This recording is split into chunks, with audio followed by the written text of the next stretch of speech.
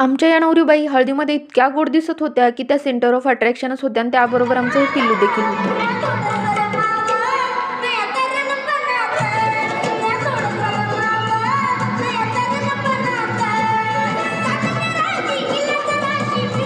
आता हळदीमध्ये धमाल मस्ती करायची असते. बहुतेक सगळेजण विसरल्यामुळे पिलू सगळ्यांना आठवणच करून देत असणार.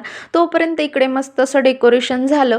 पूजेचं सामान आणून ठेवलं होतं. एक एक करून पाहुणे देखील येत होते. आता हे सगळे जे पाहुणे आलेले आहेत ते सगळेच आमच्या जवळचे आहेत. आता हे सगळ्यांना मी बऱ्याच दिवसानंतर पर्सनली भेटत होते. कारण की मी दुसऱ्या शहरांमध्ये असते. सगळेजण आपापल्या कामामध्ये व्यस्त असतात. त्याच्यामुळे या सगळ्यांची भेट काही होतच नाही. आणि इकडे आमच्या छोट्या कंपनीचं मजा मस्ती काही संपतच नव्हती. आम्ही दोघींनी इकडे फोटो काढून घेतले. आमचं झालं की या मामी आणि भाच्यानी इकडे मामाचे फोटोशूट करून घेतला. तोपर्यंत आमचे गुरुजी आले. त्यांनी पूजेची तयारी केली आणि आमच्या नवरा नवरीची एंट्री झाली.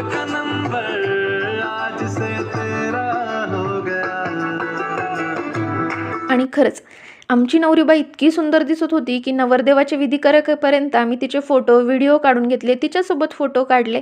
आणि याच्यानंतर मी काहीही शूट केलं नाही, कारण की इतकी धमाल मस्ती आमची चालू होती आणि एवढा उशीर झाला त्याच्यामुळे सगळे अगदी जेवणावरती तुटूनच पडले. छान अशी वांग्याची भाजी, भात, चपाती, थोडंसं सलाड, त्याच्यामुळे मस्त असं जेवण केलं. घरी आलो, बराच उशीर झाला होता तरी पण चेंज करून आधी मेहंदी काढायला बसलो, कारण की लग्न म्हटलं की हातामध्ये मेहंदी तर पाहिजेच.